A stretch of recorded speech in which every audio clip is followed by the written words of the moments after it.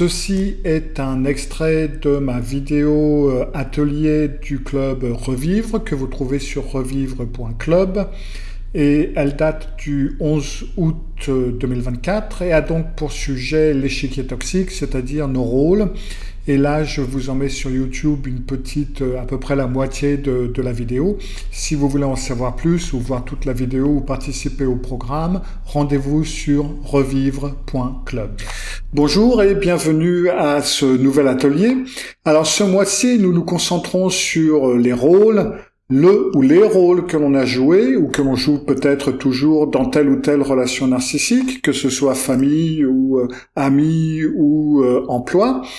Et donc on va voir un petit peu quels sont ces rôles, à quoi ils servent, d'où ils viennent, et puis après on va voir les différents rôles, et puis donc enfin nous verrons une fois qu'on les a identifiés, comment les identifier, qu'est-ce qu'on en fait de ça et comment on s'en sort et à quoi on peut les utiliser ou à quoi on peut utiliser certaines parties d'entre elles. Alors, pour commencer, il est important de savoir que les narcissiques ont besoin de nous dans un ou plusieurs rôles.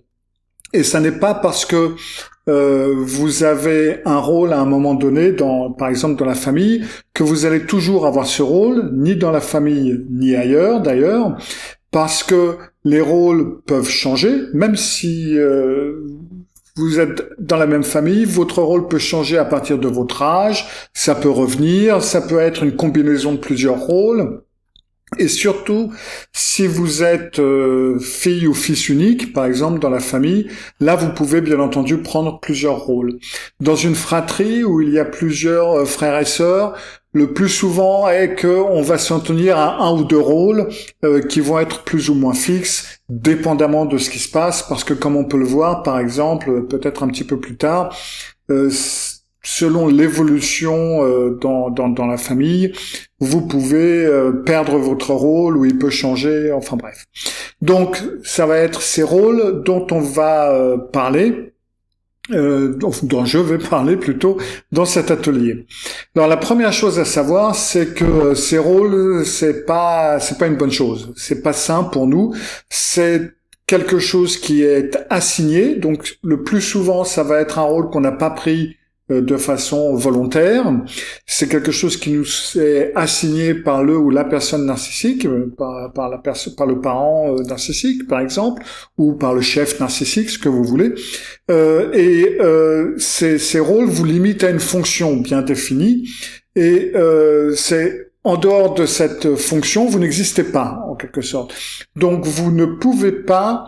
La plupart d'entre nous, on a plusieurs facettes, et bien entendu, on joue un rôle. Là, en ce moment, je joue le rôle de psy, et bien entendu, j'ai vous êtes en contact avec une certaine facette de ma personnalité, mais dans le privé, par exemple, ou dans certains points, on verra d'autres facettes de moi que je ne montre pas nécessairement sur les vidéos YouTube.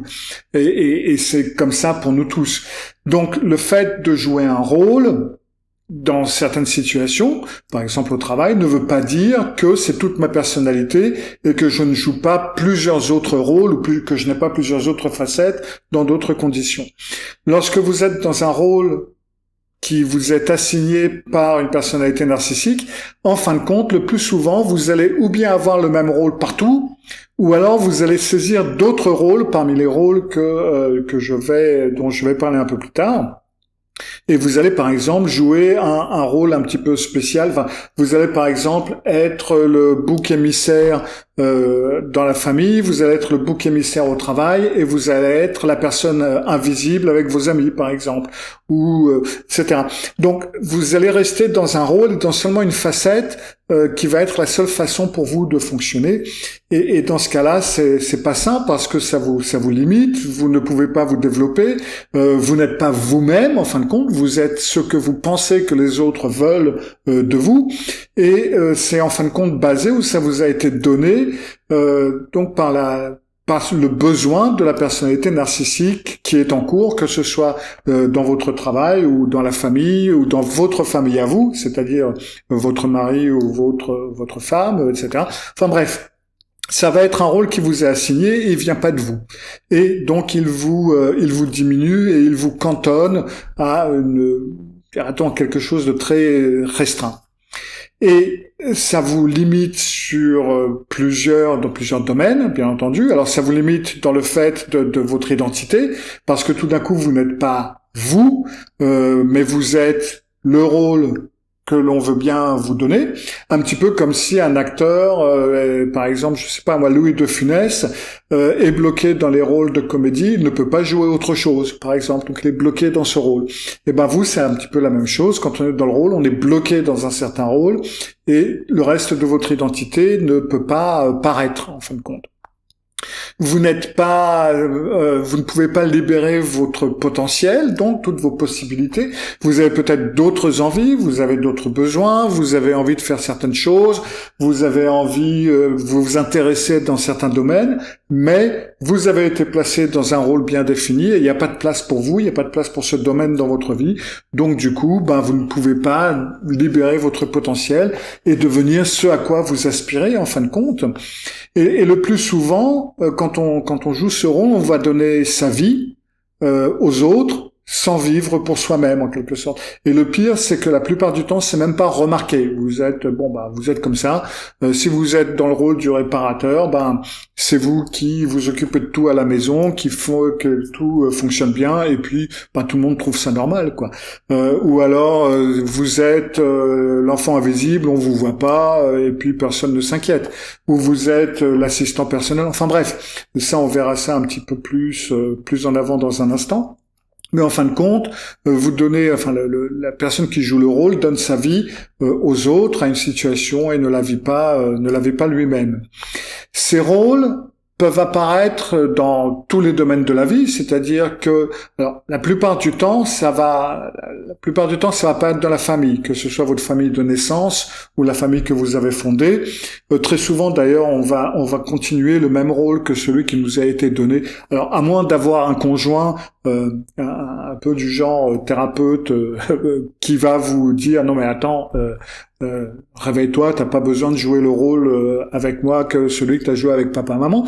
Mais la plupart des conjoints vont rien dire de ça, ils vont se laisser prendre au jeu. Et de plus, ils peuvent parfaitement être narcissiques eux-mêmes. Donc du coup, vous allez continuer de jouer votre rôle comme vous l'avez joué dans la famille, en quelque sorte. Vous allez continuer à le jouer dans votre nouvelle famille, de votre famille à vous, et puis les choses continuent comme ça, quoi. Et toute votre vie va passer un petit peu inaperçue. Mais la plupart du temps, les rôles apparaissent dans la famille, et ça vient de la famille, de votre famille de naissance, mais ils peuvent aussi apparaître au travail si vous entrez dans une entreprise qui tout d'un coup qui s'avère être relativement toxique. Vous risquez de tomber dans un rôle ne serait-ce que pour survivre. Ça peut aussi être dans un groupe d'amis ou dans diverses communautés, etc. Donc ces rôles, en gros, ils peuvent apparaître un petit peu n'importe où et n'importe quand. Et donc, ce n'est pas sûr, par exemple, que vous ayez, encore une fois, le même rôle dans tous les domaines. Vous pouvez, par exemple, être l'assistant personnel dans la famille, le bouc émissaire au travail et l'enfant invisible dans votre groupe d'amis, en quelque sorte. Mais tout ça, ça a été plus ou moins programmé de par la famille où vous acceptez de prendre le rôle qu'on vous donne, et comme les gens sont très rapides à vous donner un rôle et une étiquette, et du coup, ça vous fait une cible de choix. Et ces rôles, donc, en plus de ça, ils sont très dangereux, donc, puisqu'on se limite à un rôle. Et en plus, donc, on va prendre ces rôles et on va nous-mêmes les emmener avec nous. C'est-à-dire que si vous êtes le bouc émissaire dans la famille, vous allez plus facilement accepter et même ouvrir la porte pour être le bouc émissaire au travail, ou dans votre nouvelle relation, vous allez peut-être vous trouver quelqu'un qui, peut-être même sans être toxique nécessairement, va continuer à jouer le rôle qu'a joué pour vous papa et maman, en quelque sorte, et qui va reprendre le flambeau et qui va vous garder dans votre rôle. Donc, si par exemple dans un travail, vous pouvez parfaitement vous dire, oh là là, j'ai de la chance qu'ils me veulent bien, parce que moi, en tant que bouc émissaire, de toute façon, je vaux rien, je suis nul et je dois être bien content qu'on veuille de moi. Et donc du coup, ça va être transposé dans l'entreprise. Et donc j'ai de la chance qu'ils me veulent, et donc on va accepter certaines choses d'un chef narcissique qui va bien entendu vous faire comprendre que vous avez de la chance qu'on vous garde, et donc du coup, on continue à perpétrer ces rôles dans les nouvelles relations, dans les relations intimes, au travail, etc. Et le truc, c'est que les systèmes toxiques, les systèmes narcissiques, ont besoin de personnes dans différents rôles. Pour le narcissique, lui ou elle joue aux échecs, en fin de compte, et vous êtes les pions. Vous faites partie du pion. Alors des fois, vous pouvez être un fou, si vous avez de la chance, mais vous inquiétez pas, vous serez jamais le roi ou la reine.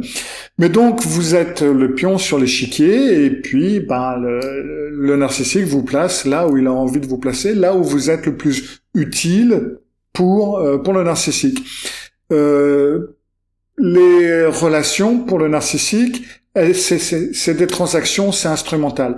Et le problème est que vous finissez par vous prendre au jeu et vous comprenez les relations comme transactionnelles et instrumentales. Ce qui veut dire que plus tard, vous allez être persuadé que si vous n'avez pas ce rôle ou un de ces rôles bien définis, vous n'allez rien avoir parce que vous n'êtes pas intéressant en tant que personne, vous êtes seulement intéressant parce que vous avez ce rôle bien défini.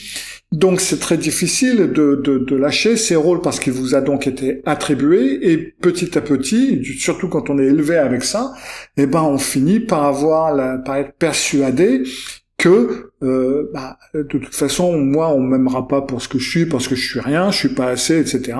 Et du coup, je peux seulement être aimé si je fais bien la vaisselle, ou si je baisse les chines, ou si je m'en prends plein la gueule, en quelque sorte. Donc tout ce qui est relation, c'est mis en relation avec des transactions, et puis les relations sont tout simplement quelque chose qui doit répondre à certains besoins. Pour le narcissique, c'est également aussi un désir de simplicité. Alors ils vont pas très loin dans les connaissances des personnes, du fait où ils n'ont absolument aucune connaissance psychologique ou humaine. Ils vous mettent une étiquette, et c'est généralement très simple. Ils vont vous mettre une étiquette et vous l'avez à partir d'un moment donné, et ça en changera jamais. Quoi que vous fassiez, vous aurez toujours cette étiquette. Donc pour le narcissique, c'est simple, il estampille un petit peu tout le monde, et puis voilà. Donc ces systèmes narcissiques ont besoin de personnes qui jouent un rôle bien précis, certains pour prendre des décisions à leur place, certains pour se passer les nerfs lorsque les choses se passent mal, certains pour suivre leurs directives et pour exaucer le moindre de leurs souhaits, etc., etc. Alors, ça peut être des personnes différentes, et puis certains de ces rôles peuvent donc être à une seule personne ou partagés entre 2 ou 3 personnes. Alors après, on va dire mais c'est bien marrant tout ça, mais qu'est-ce qui fait en fin de compte que on accepte ces rôles en fin de compte? En fin de compte, alors il y a plusieurs choses. Alors à part le bouc émissaire qui lui ne tombe pas dedans, c'est-à-dire qu'il a du mal à se sentir, parce que pour beaucoup d'entre les personnes qui ont des rôles, par exemple l'assistant personnel ou le réparateur, par exemple, ça va faire du fait qu'ils vont se sentir plus en sécurité, parce que du coup ils vont se dire tant que je joue ce rôle, on va me foutre la paix, ou je vais avoir quelques petites miettes, quelques petites caresses, et puis les choses se passeront pas trop mal. C'est pour ça que je dis donc ça se passe pas comme ça pour le bouc émissaire, puisque lui de toute façon il s'en prend plein la tronche quoi qu'il arrive. Mais pour les autres, ça va être quelque chose qui va satisfaire un besoin d'attachement. Ça va vous favoriser, ça va vous donner l'idée d'appartenir à cette famille, d'appartenir à ce couple, d'appartenir à ce travail. Vous allez avoir l'impression d'être vu ou d'être validé, parce que en vous-même en tant que personne, tant que vous jouez pas ce rôle, vous n'êtes pas validé de toute façon. Et puis ça vous donne peut-être l'idée que vous avez un contrôle à peu près avec les choses, parce que c'est un fait que par exemple si vous êtes un assistant personnel, vous pouvez avoir l'impression que tant que vous jouez ce rôle, vous allez être utile, on va vous foutre la paix, ou vous allez même avoir un petit bisou de temps à autre. Donc ça vous donne un peu l'impression d'avoir quelque peu un contrôle, un semblant de contrôle sur votre vie et sur votre futur. Et de plus, alors à part le laver du cerveau, bien entendu, de plus, certains de ces rôles peuvent nous faire développer certaines forces, certaines compétences qui peuvent être réutilisées, remarquez. Donc, il y a aussi quelques petits côtés positifs, mais il faudra faire attention à la façon dont on les utilise. Mais ça, on verra ça un petit peu plus tard quand je vous parlerai des solutions. Alors, à ces rôles, qu'est-ce que c'est ?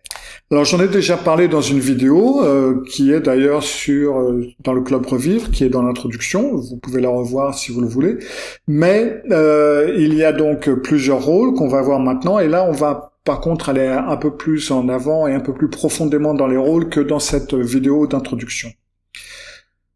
Alors il y a certaines choses à garder à l'esprit, et c'est que les rôles vont arriver généralement avant que vous vous en rendez compte. C'est-à-dire que vous allez tomber dans le rôle et c'est seulement beaucoup plus tard que vous allez vous en rendre compte. Alors par exemple, si on parle du bouc émissaire dans la famille, à la base, le bouc émissaire, le petit garçon ou petite fille, va se dire que oui, mais c'est moi qui suis un méchant garçon, c'est moi qui suis une méchante fille, et j'ai fait des bêtises, et je suis bête, et j'ai fait pleurer maman, ou j'ai mis papa en colère, j'ai fait de la peine aux parents. Enfin, bref, après ça dépend de ce qu'on vous a inculqué. Et au départ, c'est comme ça qu'on joue le rôle du bouc émissaire. Et petit à petit, quand le rôle se développe et puis qu'on est de plus en plus le bouc émissaire un petit peu partout, c'est là où on se rend compte qu'en fin de compte, ou alors si les choses sont trop évidentes. Alors comme exemple, par exemple, je crois que j'en ai parlé dans mon bouquin d'ailleurs, ma biographie. Je me souviens un jour, j'étais chez ma mère et je devais trouver du travail. J'avais 17 ans, et mon père m'avait amené chez elle. J'étais apprenti, tout se passait bien, j'habitais Dinan, puis mon père m'avait pris de Dinan et m'avait mis chez ma mère à Neuilly-sur-Marne, tout d'un coup comme ça. Et donc il fallait que je recommence tout à zéro, que je trouve un travail, etc. Et donc là, il y avait le mari de ma mère qui faisait faire ses devoirs à ma petite sœur, qui à cette époque, devait avoir 8 ou 9 ans. Et lui, il était un petit peu spécial, un petit peu taré, et il avait la main leste si on n'apprenait pas assez vite. Et donc arrive un moment où il a collé une baffe à Marjorie, ma petite sœur, parce que ou elle avait dit une bêtise, ou elle avait pas compris, ou je sais plus. Ma mère s'est mise extrêmement en colère. C'était la première fois qu'il la frappait. Et c'est ce qui a fini d'ailleurs par faire le divorce entre les deux, parce qu'il était assez violent. Il avait été violent avec moi quand j'étais plus petit et habitait chez ma mère, mais à l'époque ça l'avait pas trop gêné, ma mère. Et donc du coup ma mère se met en colère, elle commence à lui gueuler dessus, mais qu'est-ce que c'est, etc. Il faut faire du sport, mon pote, si tu peux pas te tenir, enfin bref. Et petit à petit, sans que je m'en rende compte, tout d'un coup, c'est devenu ma faute. Parce que le mari de ma mère, Robert, était agacé de savoir que j'étais là et que je n'avais pas encore trouvé du travail parce que j'étais arrivé le jour d'avant. Et donc, du fait où ça l'avait énervé, il avait perdu ses nerfs sur sa fille, qu'il adore, et donc c'était de ma faute. Et tout d'un coup, c'est moi qui m'en suis pris plein la tête, de Robert et de ma mère. Donc voilà, alors, quand ce genre de choses arrivent, là c'est vrai qu'on se dit, il y a peut-être un truc qui est pas tout à fait normal, et peut-être que c'est pas moi qui suis un méchant garçon, le cas échéant, ou une méchante fille. Donc, tôt ou tard, arrive quelque chose qui fait que les pièces commencent à tomber un petit peu en place, le puzzle se met en place, et donc du coup, ça fonctionne plus aussi bien. Donc, ces rôles arrivent dès le départ, mais ça va prendre du temps, plus ou moins, avant que vous vous en rendiez compte, et surtout si votre rôle est changeant. Si vous passez d'un rôle à l'autre au cours de votre développement, c'est plus difficile. Donc, ça, c'est à se souvenir, et donc que ces rôles sont fondés sur la présence d'une personne qui est narcissique, mais qui peut être toxique d'une autre façon, ou qui a une forte influence dans la vie de famille, ou dans l'organisation, dans le groupe, au travail, dans la communauté, ce que vous voulez. Alors le premier, ça va être l'enfant en or, l'héritier, vous pouvez aussi l'appeler l'enfant sacré, enfin bref. Alors là, je dis l'enfant en or, mais en fin de compte, l'héritier pourrait peut-être être une meilleure définition, parce que l'enfant en or, ça oriente surtout dans la famille, tout comme l'enfant sacré, alors que c'est également un rôle qui peut être joué par des adultes dans une entreprise. D'accord. Donc c'est un enfant qui va être favorisé, qui va obtenir le meilleur du parent narcissique, qui va être celui qui va avoir au travail, qui va avoir un mentor ou qui va avoir le rôle le plus important. Ça peut être l'enfant qui ressemble le plus au parent narcissique ou qui continue de répondre un petit peu à ce que le parent narcissique voulait, qui émule ce que le parent narcissique aime en soi-même, c'est-à-dire qu'il va avoir les mêmes certaines qualités que le parent narcissique a et dont il est très fier lui-même. Donc du coup, c'est mon fils ou c'est ma fille. Et donc ça va être vraiment c'est l'enfant en or, c'est l'héritier, c'est par lui que va continuer la famille, etc. Et ça n'a rien à voir avec le fait que ce soit le premier-né, ça n'a absolument rien à voir avec ça. C'est tout simplement celui qui, par un heureux hasard ou malheureux hasard, va être celui qui correspond le plus aux aspirations du parent narcissique et qui sait se tenir. D'accord ? Parce que il peut aussi devenir un danger, et ça, on verra ça dans un instant. Alors, l'enfant en or, ou l'héritier, dans la famille, ça va donc être celui qui obtiendra tout du parent narcissique. On va lui donner plus d'opportunités, plus de ressources, plus de cadeaux. C'est lui qui comprend tout, c'est lui qui est intelligent, c'est lui qui est le messie. C'est aussi celui qui va avoir des attentes les plus élevées, c'est lui qui va devenir médecin, avocat, président de la République. Et puis, il doit quand même être conforme à ce que le parent narcissique espère avoir de lui. Et ça peut craquer à un moment donné. Ça peut être quelque chose vers la fin de la puberté, par exemple, lorsqu'il devient un jeune homme, s'il rate ses examens, s'il a une autre envie que celle de suivre le parent narcissique, etc. Là, les choses peuvent s'écrouler quand même. Mais tant qu'il se conforme à peu près à ce que veut le parent narcissique ou qu'il le laisse croire au parent narcissique, tout se passe bien. Et puis, s'il y a des frères et sœurs, il va très souvent être triangulé ou être utilisé pour trianguler les frères et sœurs, voir un petit peu pourquoi t'es pas comme ton frère ou ta sœur, pourquoi, et ceci, etc. S'il se comporte mal, le parent narcissique réagira moins violemment. Et si c'est une fratrie, il y aura nécessairement un bouc émissaire, et il y aura un bouc émissaire pour prendre le tout. Donc du coup, si l'enfant narcissique pète quelque chose ou s'il se comporte mal, etc., on s'arrangera pour faire passer ça sur le dos du bouc émissaire, et puis on n'en parle plus. Dans l'entreprise, ça va être le même genre de principe, ça va être la vedette des bureaux, il aura plus de ressources, plus d'opportunités, il va être un petit peu le protégé, il va être utilisé comme exemple, il va avancer très rapidement, des fois et même souvent il va même avancer trop rapidement. Il va recevoir les distinctions, les honneurs, etc. Et il va presque être une prolongation du bras du chef narcissique, en quelque sorte. Et il faudra pas aller contre lui, parce que vous pouvez être sûr que aller contre l'enfant en or ou l'héritier, c'est quelque chose qui va vous retomber dessus. Et donc, dans un groupe d'amis, par exemple, ou dans un groupe quelconque, ça va être la personne qui va être considérée comme celui qui a l'argent, celui qui a le statut, le plus intéressant, le meilleur. Tout ce qu'il dit, c'est vrai. Il a des attentes que les autres vont faire ce qu'il veut, vont essayer de le suivre. Et peu importe, en fin de compte, ce qu'il va faire, tout le monde va être d'accord avec lui. Parce que c'est la personne qui est la préférée du narcissique dans le groupe ou de la personne toxique du groupe. Et donc, du coup, ça va être sa prolongation. Donc, on va aussi le considérer comme quelque chose de merveilleux. Et le problème est que l'enfant en or ou l'héritier a certains risques. Il y a certains risques qui sont attachés à cette personnalité. Entre autres, donc, il y a de fortes chances ou de grands risques pour qu'il devienne narcissique lui-même, à moins qu'il le soit déjà. Il va nuire aux relations dans la famille, il va nuire à ses frères et sœurs, etc. Si il n'est pas narcissique, il risque d'avoir de la culpabilité. Ça va être un enfant qui va se dire qui va voir que papa et maman ils me laissent faire ça et puis ça retombe sur les autres ils ont pas le droit et il va être partagé entre le fait de oui c'est un gamin et puis il a certaines chances, il a certaines possibilités donc il les utilise.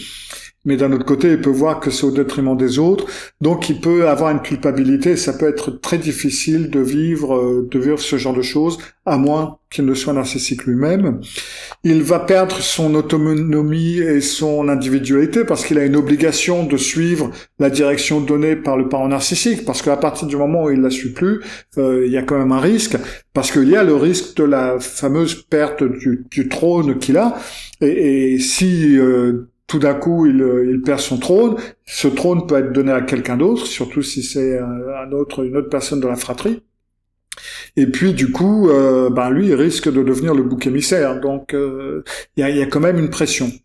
Dans le lieu de travail, on a à peu près la même forme de problématique, c'est-à-dire que il va être dépendant du protecteur narcissique. Parce qu'il a un grand risque sans ça de se casser la figure. Et puis en plus de ça, il risque de ne pas pouvoir fonctionner dans une autre entreprise, parce que s'il a l'habitude de fonctionner dans une entreprise qui le traite comme un héritier, où il a plein d'avantages et plein de possibilités que les autres n'ont pas, il va pas apprendre à se débrouiller tout seul, il va pas apprendre à gérer certaines situations, donc du coup, il va être lié à cette entreprise, il ne pourra pas travailler ailleurs parce que en fin de compte, il saura pas vraiment comment agir. Et puis il risque de se croire un petit peu tout permis, et ça, il risque de le prendre dans d'autres relations, comme des relations amoureuses ou des relations avec des amis, etc. Et donc du coup, ça risque de casser pas mal de choses. Dans les autres groupes, si le narcissique disparaît du groupe pour une raison ou pour une autre, parce que dans un groupe avec un chef narcissique ou une personnalité narcissique, on risque très souvent tôt ou tard que la personne soit éjectée du groupe ou etc. Là tout d'un coup, lui il disparaît également. Parce que si le leader n'est plus là, la tolérance que l'on va avoir envers lui, elle n'existe plus. Et donc, du coup, ça peut mener à la destruction du groupe. Vous pouvez avoir plusieurs rôles, mais le rôle de bouc émissaire, vous l'aurez de toute façon. À moins vraiment que ce soit une personne d'autre, par exemple, un des parents dans la famille qui va prendre le rôle de bouc émissaire, mais c'est relativement rare. Et donc, c'est simple, le bouc émissaire, il est toujours coupable. D'accord. Alors ça peut être parce que le narcissique voit dans le bouc émissaire une caractéristique que lui il n'aime pas. Même si ça peut être une très bonne caractéristique, ça veut pas dire que c'est quelque chose de mauvais, mais c'est quelque chose que lui il n'aime pas, qu'il n'aime pas en lui par exemple, quelque chose qu'il a du mépris. Donc du coup, il a choisi son bouc émissaire. Ça peut être aussi parce que le bouc émissaire, des fois, il peut être un peu têtu, par exemple, et il fait pas exactement ce que le narcissique veut de lui. Donc du coup, et puis c'est bien un bouc émissaire parce que c'est une cible facile, il n'y a pas de risque, il n'y a pas de conséquences, on peut lui taper dessus, tout le monde lui tape dessus. Donc il va être la cible de risée, il va être la cible de colibet, il va être la cible de tout en quelque sorte, et pas seulement de la personnalité narcissique, parce que quand il y a un bouc émissaire dans une famille, tout le monde peut en profiter. Donc même les autres enfants, éventuellement, la famille éloignée, etc., vont l'utiliser comme bouc émissaire puisqu'il est là de toute façon. Donc c'est pas seulement la personnalité narcissique qui va l'utiliser.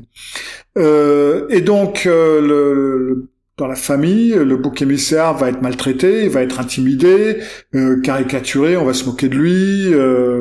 Alors, il peut arriver qu'un membre de la famille, ça peut être un frère, une sœur, ça peut être un oncle, une tante, ce que vous voulez, va le protéger. peut-être parce que c'est une personne qui elle-même a remarqué qu'il y avait quelque chose qui allait pas, ou alors quelqu'un qui a été bouc émissaire elle-même et qui a pu le reconnaître.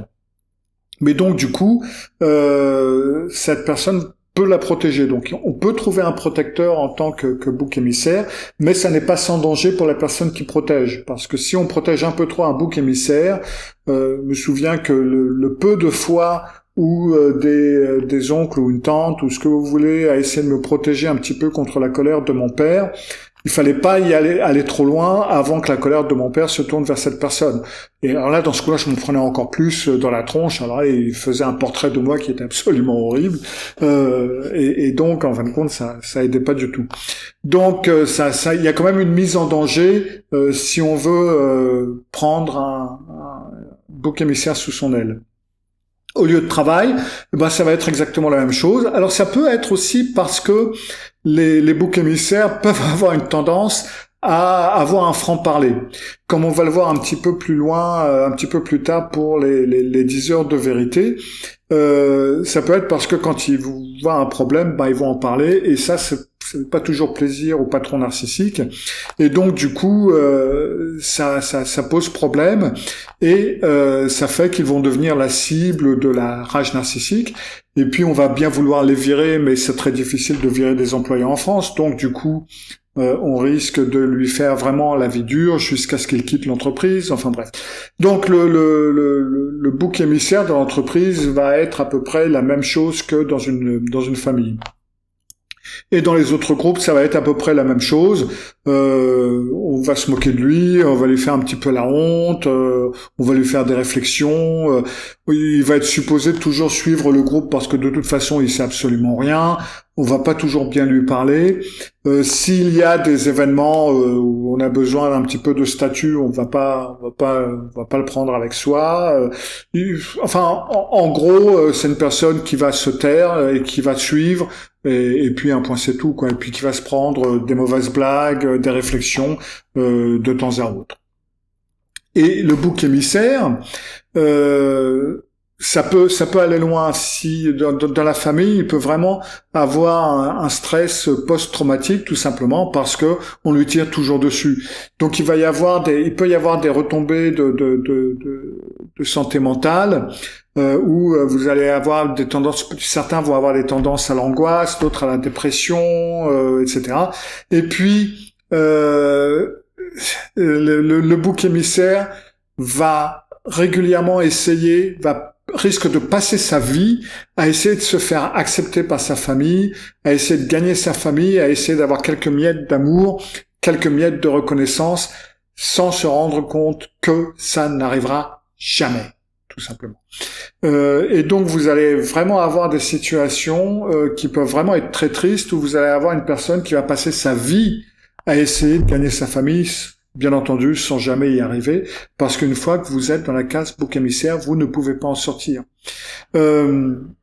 Alors, l'une des choses positives qui peut arriver au bouc émissaire, c'est que la situation est tellement compliquée, est tellement désagréable, et des fois peut vraiment aller très loin dans la violence, que ce soit psychologique ou physique, voire les deux, que il y a plus de facilité au bouc émissaire de mettre une fin à la relation et de dire ouais bon ça va maintenant, je me casse, je veux plus entendre parler de cette famille, hors de question. De toute façon, il restera la cible de la famille, qu'il reste ou qu'il parte, donc autant partir, couper les ponts, et puis on n'en parle plus, qu'il se démerde. Donc ça va être l'une des choses positives, si on peut dire ça comme ça, du bouc émissaire, c'est qu'il peut y arriver plus facilement d'avoir un trop-plein qui va faire qu'on va avoir plus de facilité à mettre une coupure et à tout arrêter. Pour ce qui est du travail, le plus souvent, on va arriver sur une personne qui risque en plus de tous ces problèmes de santé mentale, va arriver au burn-out. Parce que le burn-out, c'est pas tout simplement qu'on a trop de travail ou qu'on a trop de stress au travail. C'est le plus souvent que on n'est pas vu, on n'est pas validé. On nous donne peu de ressources. Alors, l'une des façons les plus utilisées pour stresser les gens au travail et pour les mener au burn-out, c'est de leur demander de faire un travail bien défini et de ne pas leur donner les ressources nécessaires pour faire ce travail. Là, vous êtes sûr que ça fait un petit peu le système du hamster qui court dans sa roue. Il avance pas, il avance nulle part, il ne peut rien faire. Il utilise plein d'énergie pour aucun résultat. Et là, vous vous rapprochez dangereusement du burn-out. Donc ça va être une méthode qui va être utilisée contre le bouc émissaire. Puis, vous avez la critique constante, la dévaluation constante, plus le fait qu'il ne peut pas obtenir de résultats, donc on va lui dire, elle a été incapable d'obtenir des résultats, et donc du coup, vous allez vers le burn-out. Remarquez que c'est le lieu de travail, ça peut aussi se passer dans le couple, où vous pouvez être une femme au foyer, et puis tout simplement, vous n'êtes pas vu, vous avez trop de travail, vous devez vous occuper de tout, et puis c'est ni validé, c'est dévalué, c'est éventuellement critiqué. C'est dégueulasse ce que t'as fait comme bouffe. Tiens, regarde, t'as mal nettoyé ma chemise. Enfin bref. Donc lieu de travail, ça peut aussi parfaitement être dans un couple ou dans une maisonnée. Et donc dans les autres groupes, c'est exactement la même chose. Vous revivez le modèle du passé, vous avez du mal à socialiser, et puis là aussi on va avoir dépression, etc. et beaucoup de temps perdu. Puis vous avez le réparateur. Alors certains appellent ça le gardien de la paix. Personnellement, je préfère le réparateur. Et ça va être celui qui va essayer de minimiser les conflits, voire d'éviter les conflits, de nettoyer les dégâts, il va être la personne qui va être entre la personne narcissique et les autres, ou l'autre.